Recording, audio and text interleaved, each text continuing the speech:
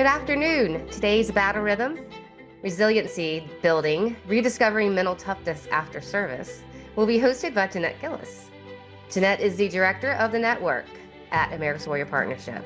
The network provides local veterans serving programs, connections to national resources when a veteran's request cannot be met locally. To find out more about the network, please visit americaswarriorpartnership.org/the network. That's it for me right now. Jeanette, the floor is yours. Good afternoon, everyone. Thank you for joining us today, and happy July.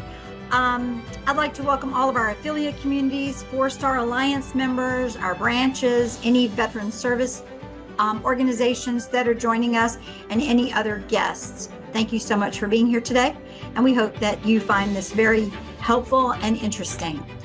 Today, we have an exciting panel of experts who are going to provide insights and information about resilience. Resilience is both a product of military experience and a pillar of effective leadership. In former military members, resilience manifests not only personal toughness, but also as a leadership asset, helping to guide them and others navigate changes and create stability in the face of adversity. Today, we will learn about resilience and explore resources available to help veterans develop mental toughness and resilience in the face of challenges. Additionally, we will learn about a program that leverages military resilience training as a leadership tool and translates these skills to the civilian workplace. So I'd like to introduce you to our panel of guests today. First of all, we have Daniel Perkins. Daniel is the founder and principal scientist for the Clearinghouse for Military Family Readiness at Pennsylvania State University. We have Maria Shea. She is the Resilience Program and Family Team Lead at Homebase. Chelley Carroll-Worth is the Family Support Specialist and Outreach at Homebase. And Dr. Caesar Kellum is a U.S. Air Force Weapons Officer retired and the founder and CEO of Kinetic Leadership Consulting. I think that's all of our folks we have today. And I would like to go ahead and turn the panel over to Daniel as he will do his presentation. While Daniel's getting his presentation up, we're going to launch the first poll. Okay, so we'll go ahead and end the poll and do our results here. Here we go. So it looks like if I share the results, we have the biggest one is the barrier is the transition stress or identity loss. That is second, stigma around mental health, and the third being lack of access to resources. So that's interesting. All right, Danny, go ahead. The floor is yours. So yeah, I'm Danny Perkins with Penn State, a professor at Penn State. We're going to go through, I'm going to give you a really quick and dirty summary of resiliency and thriving. Hopefully you can walk away with an idea or two of how you can strengthen your own resiliency and thrive. So I'll just real quickly, what's the Clearinghouse? If you haven't heard about us before, we really are here to support those who are supporting service members, veterans, and their families. We don't usually work directly with service members or their families, but we work with the folks that do. And if you haven't gone to our website, check us out. We've done a lot of work in understanding which programs and services have any evidence of effectiveness. We have gone through a fairly significant process in doing that. We continue to partner with the services and the VA. So a couple themes that I wanted to get. When we talk about resiliency, in order for someone to be resilient, they have to go through an adverse situation, right? You need an adverse situation in order for that to happen. So major life stressors. So when we think of military families, we could think of PCSing. When you think of veterans transitioning out, or service members transitioning out, that would be probably a major life change, right? And so likely bringing some potential stressors. And when we think about resiliency, a lot of folks talk about it as bouncing back. I'm going to suggest that if it's done in a way that allows you to grow that you actually don't bounce back to where you were, but you expand a bit, you thrive. And we'll talk just briefly about that. And it's something that occurs over time. So it's not something like, oh, I'm going to be resilient today. It's really something that occurs as you go through that process and cope with that adversity. And please throw in any questions or thoughts. These are the definitions, right? Coping is this notion of thoughts and actions that an individual does to reduce the effects of stress. Resiliency is the capacity for healthy development and successful learning in spite of challenges or stress. And then thriving is what we would say one who copes and is resilient, and in doing so emerges stronger. So like a rubber band, when you stretch it, it does go back, but it actually is stretched, it's expanded just slightly. And over time, that will continue to expand. There are 3 really major ways to build your resiliency. One is through the experiences that are provided to you or that you take advantage of. 2 is through the relationships of folks we potentially lean on and also support. And 3 is full engagement in those experiences and in, if you will, relationships. I like quotes. They help me think. So you'll notice on some of my slides, I have quotes. This one is, "He who does not cultivate his field will die of hunger." That means we have to engage in building our resiliency if we want to thrive. It's not something you do passively. So I'm not going to go through all these. We know there are certain characteristics that as we work on and create opportunities to have commitment to something bigger than ourselves, for example, that makes us more likely to be able to be resilient and to deal with those stressful situations. And I won't read all the slides because I know I'm going to run out of time, but I will when I get to one that I think we should spend a little bit more time on, I will. And this is one of those, and it's connectedness. There's a lot of research in the resiliency world, which is about 70 years old now. If we go back all the way to M.B. Warmer, basically the mother of resilience, if you will, where we see that people's ability to connect to others, people's ability to lean on others plays a role. This quote comes from a great book by Prevet, and she worked with young people in a juvenile detention center. And this quote comes from one of the young people who actually had killed someone and was in the detention center, likely to be going to prison thereafter. But this is what he said: you can steal food from the trash can when you be hungry. You can't steal no hug. Someone has to give it to you. And I think the power of connectedness comes through a little bit in that quote for me. Communication, the importance of being able to speak about your wants, your desires, your needs, but also to listen, to actively listen when you're in a relationship. Remember that term relationship we had? That was the middle one. We have experiences, relationships, and engagement. If you really want to be engaged in relationships, you have to be fully communicative, which also means active listening. Leave it at that because you don't have a lot of time. Engagement, we talked a little bit about that. How do we make sure we're fully present? I have 3 young adult children. I'm not sure I could call them adult children yet because they haven't achieved that status yet, I think. But, you know, we've tried to instill in them that your education will only be as good as you put your time into it. And you have to put full effort into it for that to occur. And we need to think about that in terms of our ability to deal with stress. Growth mindset is a part of when we think about resiliency. It's really this notion that you should expect change, and you have to sort of go through a process of understanding what change can you actually influence and what change can't you, and then build off any successes you're having in dealing with that change. This one, I'm going to take a minute. We've done a lot of work with veterans, and I think this is something we forget, the importance of setting up routines in our lives, especially if we're in a family. That, you know, when you're in the military, you have a lot of routines. It's pretty well set out. When you get out, you have a lot more quote unquote freedom, but the reality is you need to build some routines in, because we know that from a standpoint of predictability helps us deal with stress better. And then I'm going to just positive attitude, the importance of positive attitude. We were talking before you all jumped on about the importance of humor. It's Monday after July 4th.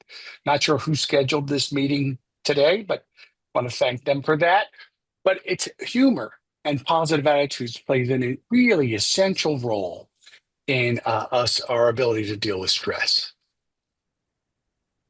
So I'm going to sort of, this is the second to the last slide, which really is a summary of the fact that resiliency isn't some extraordinary magical power, but it's really comes from our ability to take on the stress, to use our experiences, our relationships, and our engagement in those things to deal with stress together and come out stronger and thrive. Is really what so it's ordinary, if you will. Ann Matson, a very famous researcher in the resiliency area, talks about ordinary magic. And I think, just that. So I'll stop there. I think I'm okay on time, and I will stop sharing and turn it over to Shelley, correct? Well, Okay. what we want to do is I want to thank you for your presentation. And yes, we're going to turn it over to Maria and Shelley. But while they're getting their presentations up, Allison's going to launch a second poll. And this poll is going to be, what resources have you found for resiliency? So I'm excited that we're going to learn all about home base. So thank you all for being here. In the meantime, let's answer this poll so we can. I know we're answering the poll. So just while we're doing that, before we get responses, I'll do a quick who am I, and Marie can do that and we'll jump in. So I'm Shelley. I am a family support specialist at Home Base in Boston. We are, and I'll go over that, kind of who we are, but we are the family team, both Maria and myself. We both are resiliency instructors as well as a ton of other hats. So I also have outreach for the team. I will put our contact information in the chat after our 10 minutes. But yeah, I am a Navy spouse, an Army mom. Don't ask. This is the ultimate teen rebellion. I'm also a command ombudsman for 2 Navy commands, 1 reserve and 1 active duty, covering about 22 states, maybe a little bit more. And I have a master's in military psychology from Adler University. So Maria, I'll let you do a quick intro and then I'll jump into who the heck we are. Yeah, thanks, Shelley. And Danny, you gave us a great lead in to speak a little bit more about and dig in a little deeper with resiliency. So thank you for that. Yes, my name's Maria, and I also am a family support specialist at Home Base, resiliency instructor as well, trained by the wonderful Herb Benson at Benson Henry Institute and throughout my master's degree as well. I am an Army mama, an Army vet mama, and my son was deployed twice, once to Afghanistan and once to Iraq. Actually came through the Home Base program, and as one of you shared prior to the presentation, it helped him greatly in life. So I'm happy to share with you our resiliency programs today and how you can get more involved with it. So thank you so much. And Shelley, I'm passing it back to you. I answered the poll. I do too. Yay. I will say, as an ombudsman, some resources can be limited, especially for active duty, and finding those resources. So let's jump in. I'm going to have a very, very brief overview. So please reach out to myself or Maria for more information and other resources and programs that we provide. But this is our clinic in Boston. We also have some satellite locations that handle some of our programming a little bit further out in Arizona, newly opened in Texas, like 10 minutes ago in Texas, and Florida. So we're always, I shouldn't say we're always expanding, but we're always looking to connect. So this is our Boston location. We're actually located right next to the USS Constitution. So Right behind my head. oh, yep, we're right there in Boston. Maria's background. We offer both clinical and non-clinical care, which is part of our resiliency programming. Couple of highlights is we are no cost. That is for veterans, service members, and military connected family, all no cost. We are a nonprofit, so I never say free because it's not free, but it's no cost. We are a self-refer, so veterans, service members, family members, and family is a broad term, can log in right online or give us a call, and that's the process, right? No referrals needed from another source. We also give care regardless of discharge status, which is really big for our veteran community, very specifically. So these are our 4 pillars, right? Clinical care. So for our locations, clinical care is limited to those states. However, or I should say, our intensive clinical program, which is an IOP, so it's an outpatient program, it's 2 weeks. We do fly our service members and veterans into Boston.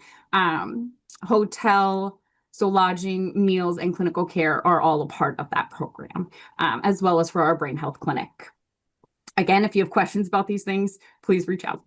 We have a wellness portion as well. So wellness really covers a broad spectrum, but I will say we have a warrior health and fitness program, which is in person at our locations. Again, no cost for our service members, veterans, and their spouses or partners.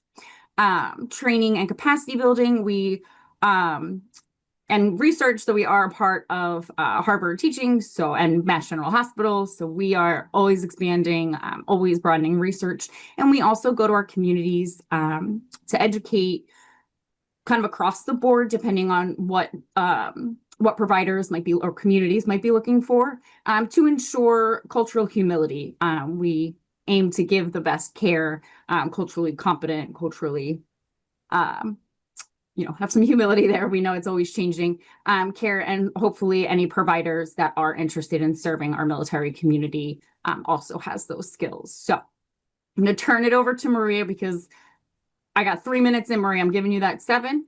Maria is fantastic. Again, she is our brave leader of resiliency, and that's what we're here to focus on. And I will put our contact information in and look forward to hearing from anybody who's interested in learning about the vast programming at home base. Thanks again, Shelley. So we're going to talk a little bit about our home-based resiliency program. And as Shelley noted, there is no cost to any of these programs. They are educational in nature. They're not clinical. And they're all offered virtually. Right now, we offer them all over Zoom. As I mentioned, they were developed in collaboration with Mass General, the Benson Henry Institute, as well as Home Base. Some of our veteran outreach coordinators had a big say in some of the programming that we do for resiliency. Again, our work is based on Herb Benson. He wrote a book a long time ago. I can't get it up there. I always do this wrong. Anyway, it was called the relaxation response, and he actually coined that term. Walter Cannon coined the term the stress response at Mass General decades earlier. And when Herb started doing his work, he was a cardiologist at Mass General, and he was very interested in the white coat syndrome and what was going on with his patients who he was medicating and sending home, and they were getting dizzy because their blood pressures were not elevated at home. So he started studying it there. And then a bunch of people at the time, this was in the 70s, maybe 60s even, were interested in him studying blood pressures. And they were all practitioners of transcendental meditation. And at the time, that was considered pretty woo-woo. Even though this is nothing new under the sun, people have been practicing meditation for thousands of years.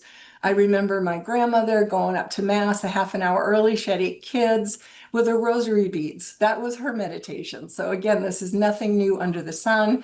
It's just that our lives have become so full, we actually need to practice it. So again, this was nothing new under the sun when Herb started to study it. But in the medical community, it really hadn't been studied. In fact, in his book, he talks about the broken stool, a broken 3-legged stool that medicine had gotten at the time really good at surgery, and drugs, but we were really bad at self-care. And that was the broken leg of the stool. And his dream in life, before he passed away a couple of years ago, was to actually see that stool become stronger with self-care, including meditation, yoga, exercise, nutrition, all of these things that Shelley referred to. What elements do we talk about in our 6-week program? First, we highlight the effects of stress on the body. And how do you feel stress in your body, for example? We also understand that the military community, at least a third to a half come home with PTSD, difficulty integrating into civilian life. And we understand that that's not in a silo. Their whole family goes through that with them. So we do focus this on our military community. We do want them to become aware of how stress feels in their body. If I'm sitting with my back in a certain angle in a restaurant, am I starting to feel my stress levels go up? And then we start to teach them, what do we do about that? We start to teach them, okay, I'm feeling this. We start to teach them relaxation response skills, resiliency skills. Understanding the connection between mind and body. I always like to use my demonstration of a lemon. If any of us on this screen pictured biting into a lemon, we might salivate. Some of you, if you're really imagining it right now, might notice that you're feeling that salivation response. And the really interesting thing is there's no lemon. There's no lemon here. That's all in your mind. It's your mind's connection to your body that's creating that. So when you're experiencing stress, when you're driving in traffic, when you're having an argument with a family member, when your social support isn't what you need it to be, or you'd like it to be, when your spouse is deployed, when your father or mother is deployed, what's going through your body? And being able to understand this. Whoops, sorry. And then we help them explore the importance of sleep, as I said, nutrition and physical activity, and way to start changing. And Danny hit on this when he talked about positive behavior, definitely positive psychology approach with the resiliency program and changing negative thoughts and behaviors. This also gives our warriors and families ways to help connect with other warriors and families who might share a similar connectedness because of being in the military. We also offer resiliency programs for children and teens. We have a resilient youth program. This summer, we actually have a 3-week program coming up. It's 2 times a week for 3 weeks. But during the school year, it's a 6-week educational mind-body class, and it's really fun.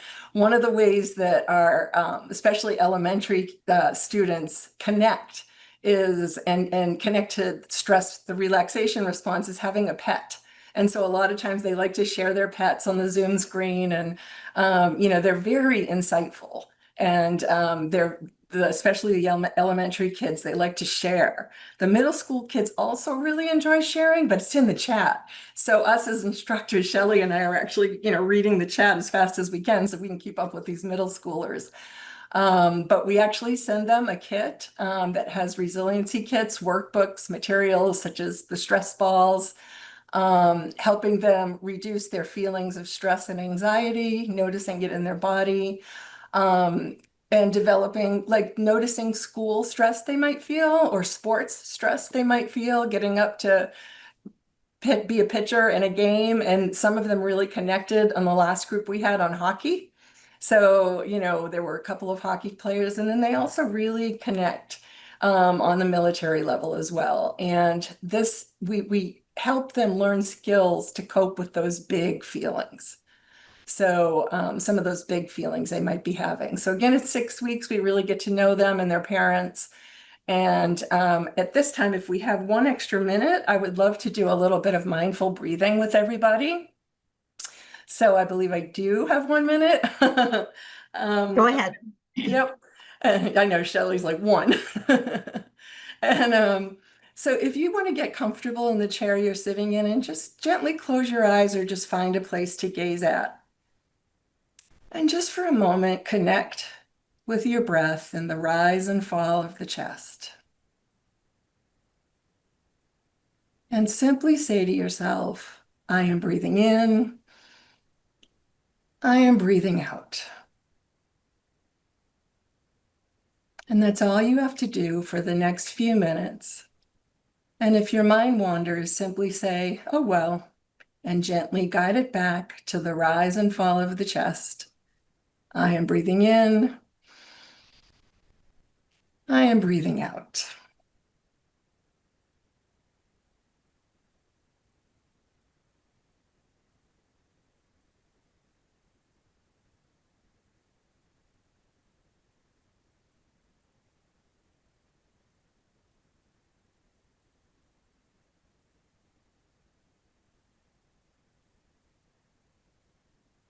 And in your mind's eye, think of a really peaceful place to you.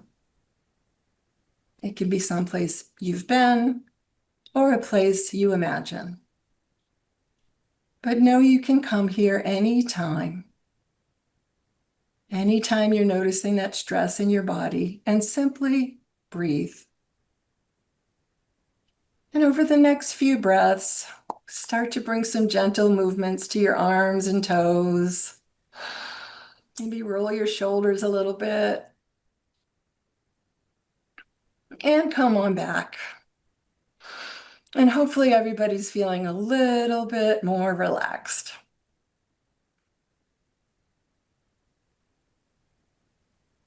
Thank you, Maria. That was wonderful. It was a nice little break, so we appreciate that. My pleasure. Thank you for having us today. Much appreciated. Absolutely. And please, for those of you on the call, please do not hesitate to reach out to Shelley or Maria. The program at home base is fantastic. I've suggested it to several veterans that I'm working with and have gotten positive reports from them. So please look them up if you need that resource. We're going to move into Caesar's presentation. And while he's getting that put together, Allison is going to put up poll number 3. Poll number 3 is, which aspect of leadership most contributes to building resilience in veterans, in your view? There it is. So please pick one of those. And I'm going to go ahead and invite Caesar to pull up his presentation. Or Allison, do you want to review the poll with us real quick? Yeah, it looks like for which aspect of leadership most contributes to building resilience in veterans, it is the confidence and self-efficacy, and then followed very closely by responsibility and accountability, decision making under pressure, purpose and mission guided thinking, and communication and emotional regulation. So that's really interesting. All right, I'm going to stop sharing. Looked like a lot of those were neck and neck there. A lot of 18% there. I appreciate you including that polling question. Awesome. Good afternoon, everyone, and thank you for allowing me to be with you and to share with you today. Before we begin, please join me in a round of applause.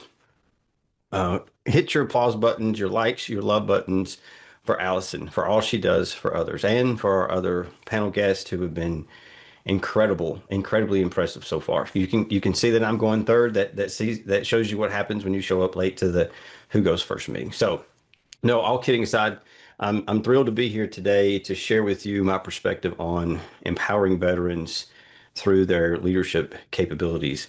And what I'd like to share is something both personal and professional, a personal path and a professional path that I've experienced, and a path that I believe can help build resilience within our veteran community by capturing, communicating, and credentialing their leadership capabilities. Again, thank you very, very much for allowing me to share today.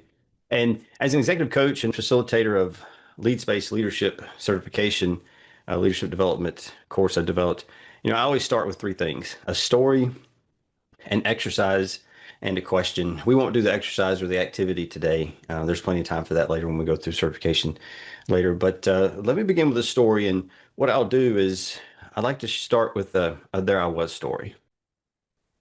There I was, retiring after 27 years in the Air Force. And what I've got before you now is just a kind of a collage, if you will, that represents, I had an honor of serving in 2 distinct careers. First, as an enlisted weapons director, and then as a senior NCO. And then later, as an intelligence weapons officer, going to the Air Force Weapons School for America's Air Operations Center.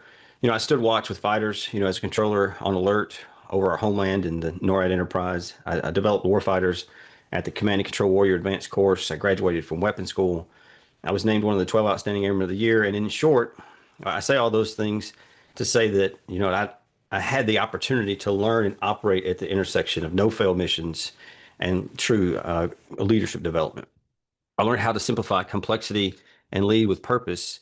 But when it came time to take off the uniform, it just seemed like I realized something that many other veterans come to understand is that there's no civilian job title that matched my qualifications. I wasn't a project management professional. I wasn't an accountant. I wasn't a cyber expert. Yet I led in high stakes operations and learned from some of the greatest leaders operating under extreme pressure with everything on the line. And still that leadership doesn't resonate on a resume. It doesn't seem to translate. And that hits hard. You don't need validation, but you do need translation. So you come face to face with a gap that what we know as veterans, it's just not recognized in the civilian sector. And we tried multiple different things, despite all you've done in leading teams or managing threat warnings or earning elite credentials, none of it seems to carry weight outside the military without some type of civilian certification.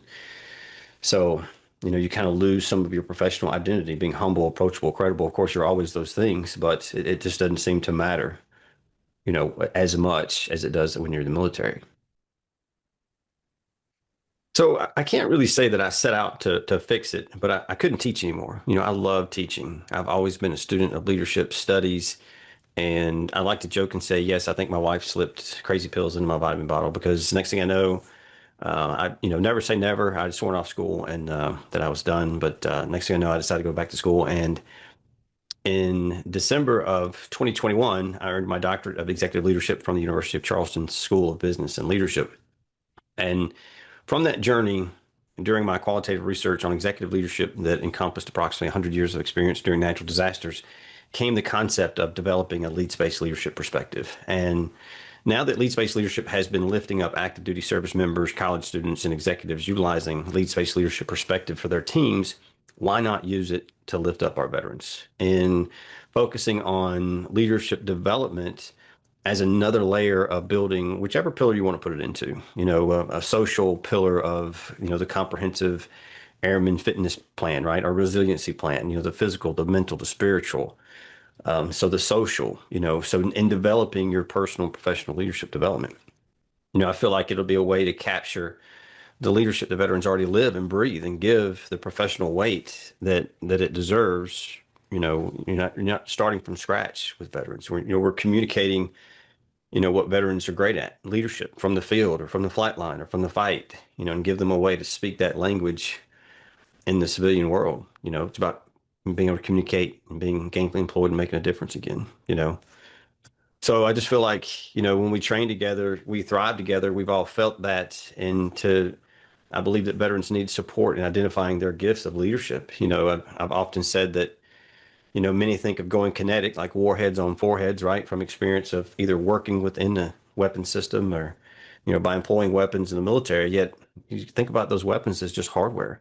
Your leadership is the real weapon, and being kinetic, putting your energy and motion to lead, is directing your energy at discovering a lead space awareness perspective. So, because I feel like lead space leadership can translate.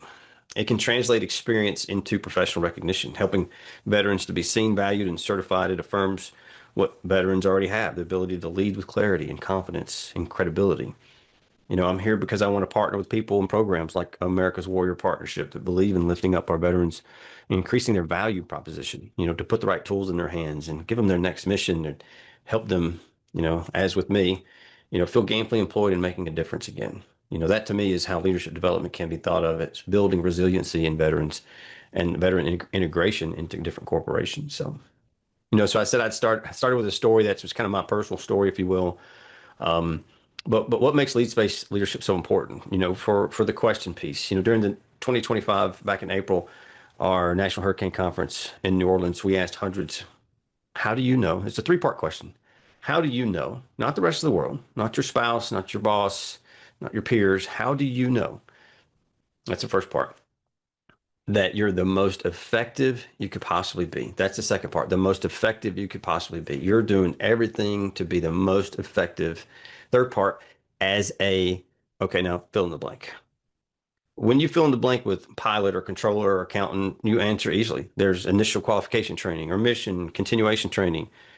Fill in that blank with leader. How do you know you're the most effective leader you could possibly be?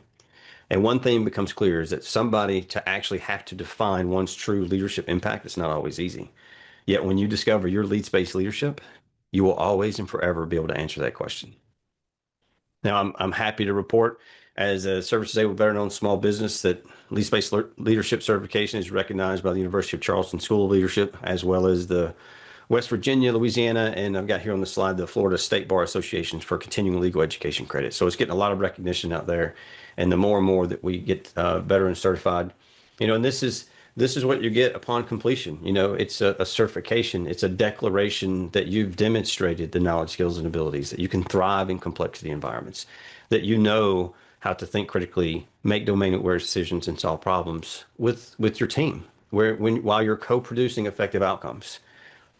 That's Tiffany. She was one of the first one in the new curriculum to get certified. And with that, I'd like to, thank Allison again for all she does for others and allowing me to share my personal path, and transition from the military and how that kind of feels to feel like you're losing your identity. Like no matter how good you were, it doesn't matter, if you can't point to it on a piece of paper. So again, thanks for listening. And Allison, thanks for all you do for others. Thank you so much, Caesar, for that presentation. And I'd like to thank everyone for their presentations and welcome you all back for a panel discussion. So everyone here today, please feel free to ask our panelists questions through the chat feature. And Daniel, if you would like to moderate the panel and help ask questions, that would be great. Okay. I think I'll start with a question I was thinking as I was listening to everyone, which was, if there was one thing I should think about doing each day to help me deal with the stress and being resilient, what would it be from your perspective? If there was one thing? Yeah, let's say I only had time to do one thing. What would you encourage me to do?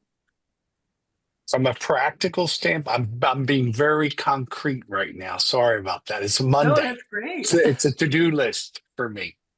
Yeah. So I would recommend, even if it's a mini meditation like what we did, I would highly recommend that. You can even do it if you're in a heated environment. You don't have to close your eyes. I can't just leave it at one. I would also say exercise, because that does put you in the relaxation response on its own. So, and Shelley, do you have anything to add?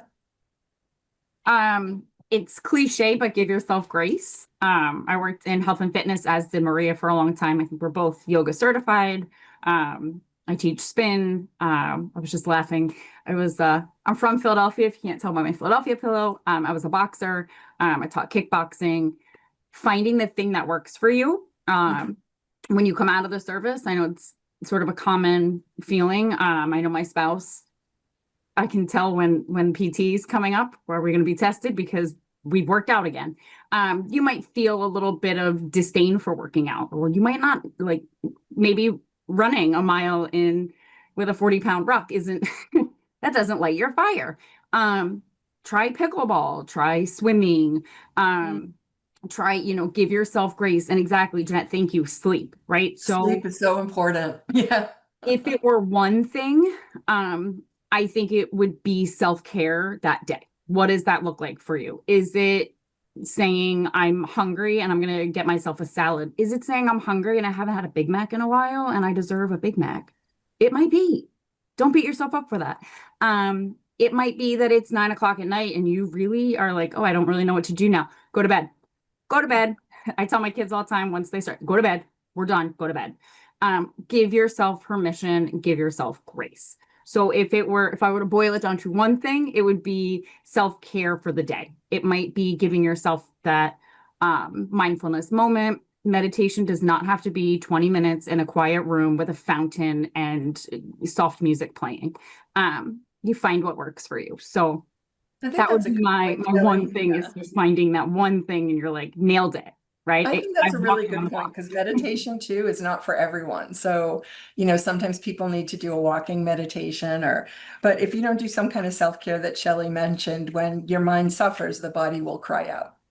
So, And it doesn't need to be big either. I Mhm. think there's a very capitalistic view of self-care, right? We have to, I have to take myself on a shopping spree or something. Giving yourself a hot shower, that's self-care. So give yourself grace, give yourself permission. So my one thing a day is just practicing one gosh darn thing that you can do for yourself that day. And that helps build your resilience, because at the end of the day, you can say, nailed it. Whether it's like, took a shower, shaved my legs, or you're like, got 8 hours of sleep, nailed it. Had a healthy lunch, cool, whatever that is for you. Thanks. Caesar, anything you want to add? I'd say, I appreciate the question, and it makes me think of two things. One is stop and one is serve. The first one, stop, is, if we talk to other people the way we talk to ourselves in our heads, we wouldn't have any friends. So stop any negative talk and any negative self-thoughts that you got. Just try and just put it, easier said than done. Ooh, I just got chills. And the second thing is serve somebody else, whether it's, I know my wife likes all those little bitty trash cans to be emptied, and I don't really understand the timeline at when they are to be empty, but I know that whenever I empty them, there's joy. There's more joy in the world. There's something so small that I feel like when I get I've tried the meditation thing. I'm like, I'm going to sit in this chair outside on this beautiful day for 15 minutes. 5 minutes have gone by, and I'm about to go stir crazy, because I've got, like you said, I've got to be doing something. So I found that when I'm serving, even to the smallest scale, all right, let me just go do this for Danny. Let me just go do this for Shelley. I've those negative thoughts have kind of faded away because I'm focusing on serving somebody other than, and that's what we do. We're here to serve, right? So thanks for letting That's me a go there. great point. I just will say there is actually a fair amount of research on that. The term is called required helpfulness.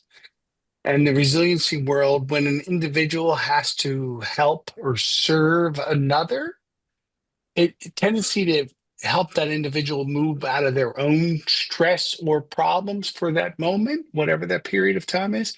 And then when they come back to their stress or problems, they have a different angle at which they're looking. There's actually a fairly significant amount of research on the notion of required helpfulness, which is this notion of serving others.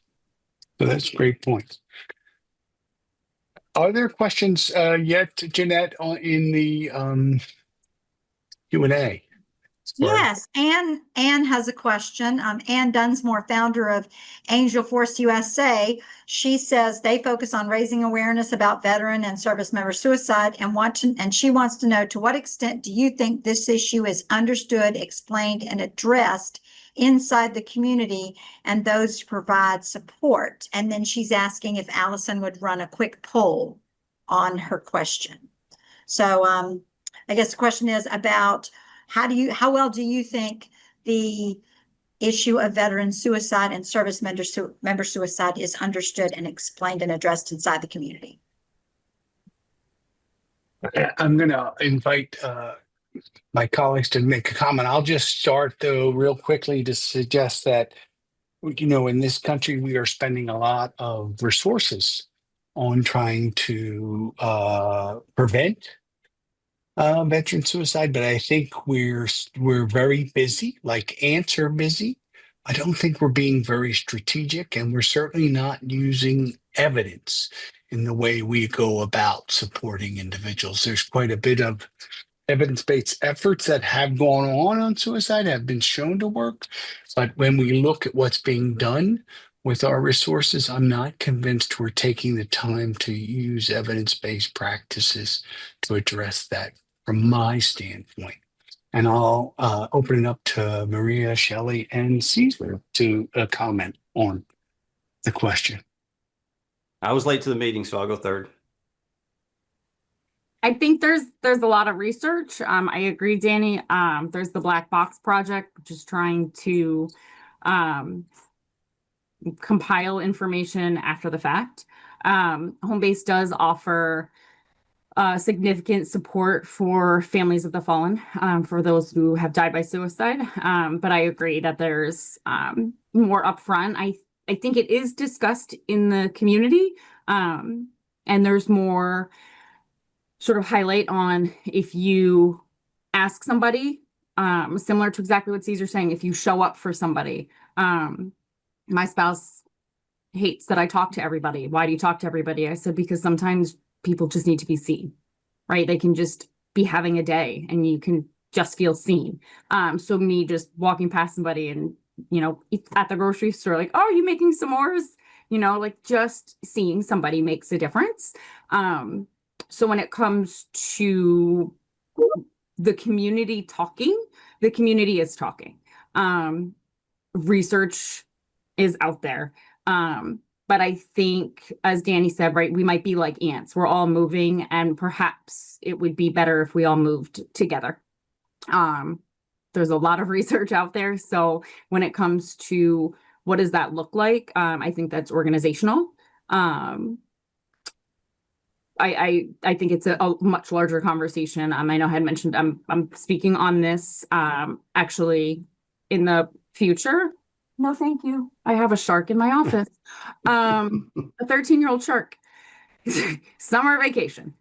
But I think that one of the kind of biggest issues right now might be that we are running into different thoughts and schools of practice, and the idea of risk management and crisis management versus treatment, right? So if you come home from deployment, we know that's a dangerous time. It's a high risk time. Summer is a high risk time, specifically in the veteran community, Christmas to New Year's, high risk time. What are we doing to treat, right? I don't have a problem right now. I don't have cavities because I go to the dentist every 6 months. I don't want to go to the dentist when I have tooth pain.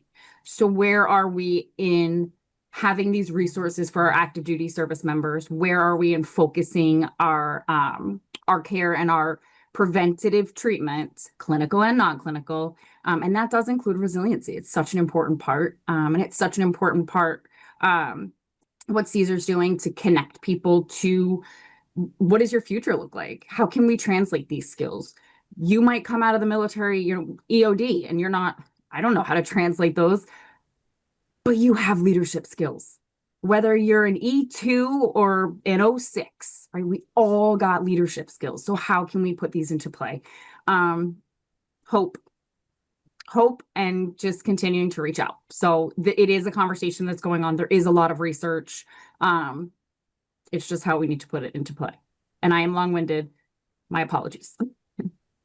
No, that was beautiful, Shelley. And that's to kind of bridge off of that. How did I get here? And it was from that area. It was from working with life guides and developing their crisis response, which they were very open to do that. And what I would share with the group, I wrote down the core within that question: understood, understand, understood, explained, or addressed. And just to be completely transparent with you, it's the work of Thomas Joyner. He's over at FSU, I believe, American psychologist, that really, as a veteran and as somebody that's in this space now, unfortunately, I've got a friend at Warrior's Heart and other friends who have, so when you get in that space with your brothers and sisters in the community, I'm a 3s or 5s guy. You know what I mean? You got to talk to me like I'm 5 years old. And I feel like Thomas Joyner does that, in some of his work. And you can learn about his story, but from what I grasp from his work is that there are 3 pillars at heightened intensity for this to happen. And that's what I think of when I think about understanding, explaining, and addressing. 3 pillars. I have the means to harm myself. Well, we all do. I've got a full safe of weapons there. I can't wait to buy some new ones and put in there, right? We've already got that. So I can't really deal with that pillar. Number 2, not scared to die. Well, a lot of us served. We're not really scared of being harmed or whatever. So I can't really remove that pillar either. The 3rd pillar in the category is when it's high, is that you're most likely to experience that about your loved one, is I'm a burden on someone. I'm not gainfully employed. You know what I mean? I added that gainfully employed in my mind, but whenever somebody feels like they're a burden on their family or their community, that's when the stakes are really high. So how do I alleviate that third, in my simple mind, how do I take that third leg off the stool so nobody can ever sit here again ever? And we do that, we do that by making sure that people are able to capitalize on what makes them feel gainfully. Just my personal opinion, and there's some more research I'm sure that Dr. Perkins and others, and we could all get into and do with other organizations. But in my simple mind, when my brothers and sisters show up at my doorstep, that's what I focus on. How can I ensure that this person knows that they are gainfully employed and they're not a burden on anyone, and how they can thrive? Thanks, Caesar. Thanks, Shelley. Jeanette, I want to do a time check with you, see if we have time for one more question, or We do. We've okay, got great. about 10 more minutes. Okay, great. So I was thinking I have two questions, one for the home base folks and one for you, Caesar, but I'll start with, I did not know about home base until a recent call with Maria and Shelley. And I'm just curious, since we know that sometimes folks aren't aware of the resources and how to access it, if you all could share how one might consider enrolling in the home base resiliency program course. Yeah, I can start with that. We can actually drop a link in the chat, but you can simply go to our website, which is homebase.org. And under national programs, there's a tab called Resiliency, and we have our schedule there. Additionally, if anyone would like to receive an email from Shelley or I, just let us know. Put your email in the chat if you're interested in the resiliency programs. Thank you, Shelley, for putting that in the chat. And we'd be happy to share that with you. So thank you, Kelly. I appreciate you putting your email address there. So yeah, and of course, like everybody is on this panel is saying, you know, however we can collaborate with you or help your veterans, veterans' families, veterans' children, support people. You know, we are all doing our work with great passion, and would be happy to help you all. Thank you. Thanks, Maria. See, I've been thinking a lot about veterans and civilians, and I think we spend a lot of time talking about how they're different, but I don't know that we spend enough time thinking about how we have folks bring those different experiences together to create something more powerful, like a leadership training. What would something like that look like? Have you had experience trying to work with veterans and civilians in sort of working together on the whole notion of leadership development? Not so much on purpose, but in practice. You know, when I've had veterans, you know, chief of fire that's a veteran that's in class with an FBI agent, but they're also in class with a young scholar from the University of Charleston, you know, and when we get in a fishbowl and we're having a critical analysis dialogue, and I won't say who it was, but, you know, that this high professional is like, I don't want to be in a fishbowl with her anymore. I mean, because these kids are just so sharp, and it just breaks all the titles, the clicks, the lines, you know, I'm talking to Dr. Perkins, you know what I mean? I don't see doctor, I don't see, you know what I mean? I don't see the entire university standing behind you like a 5,000 pound gorilla. I'm just talking with you. And next thing you know, I'm getting chills again, because you'll share a story and I'll share a story. Then somebody else will share something that nobody's ever thought, a brand new idea. And that spark that kind of happens. So what I would like to do, Dr. Perkins, is expand. You know, you can call me Danny. I keep Danny. looking around. Yeah. Yes. Yeah. Dr. Day said that too. I had the honor of meeting Dr. David Day, and he goes, dude, if you're going to doctor me all day, I'm going to doctor you. We're going to be here all day. So Danny, you know, as far as to look at that, and when I first met, you know, Allison, I was like, Allison, I did not know there was a village out there. I've been searching for your village, and then when she said, hey, we like to bring employers together who have veterans in their organization. So I see a day that has veterans and non-service members in organization getting lead space leadership certified together, leveling up their leadership skills, and it's endless, the amount of effectiveness that I call it, you know, developing your effectiveness weapons for winning. You know, I want to get outside of the whole weapon pew pew kind of thing. Is that the gray matter, us working together, those are the real weapons. I definitely agree with that, and I think that people can learn from each other. People from civilian and military organizations and positions. I also think there's, I taught resiliency for cardiac rehab and also in fitness arenas for a long time. And I do find that there are very special needs in the military community that, we tailor things to address. But I definitely think there's a lot of room for working together and learning from each other as well. Thanks. Thank you guys for those answers. Jeanette, I'll turn it back over to you with the few minutes we have left there. Or Allison, I guess. Well, I just wanted to say I have a fast poll. I did this fast poll that Anne asked us to do. So I'm going to launch this fast poll and see if, hopefully I'm asking what Anne suggested, but I'm going to do it. Go ahead. I'm going to launch it. See what we got. How well do you think resiliency training is understood and provided at the community level? So then our local community provides support. Our local community provides access to resilience. My community doesn't provide support or access to resiliency programs. Let's see what we got. Allison, Yes. I'm going to have to take an emergency call, so I'm going to turn the rest of the battle rhythm over to you. Thank you all for joining us today, and I'm going to see you next time. Thank Bye-bye. you, Jeanette. Okay, thank you, Jeanette. I'm sorry you couldn't stay, but I'll end it up for us. But so what we have is our local community provides access to resiliency program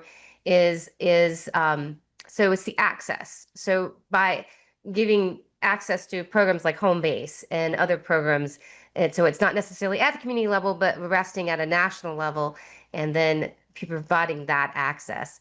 So I'm going to stop sharing that. I would like to thank you all for being here today. I want to remind you about some upcoming opportunities for you. We have August 5th and 6th, the Warrior Symposium. It's live in Washington, D.C. or virtual. You can find out more at americaswarriorpartnership.org/symposium. And I'll throw that in the after action as well. Also, our next battle rhythm is on September the 8th.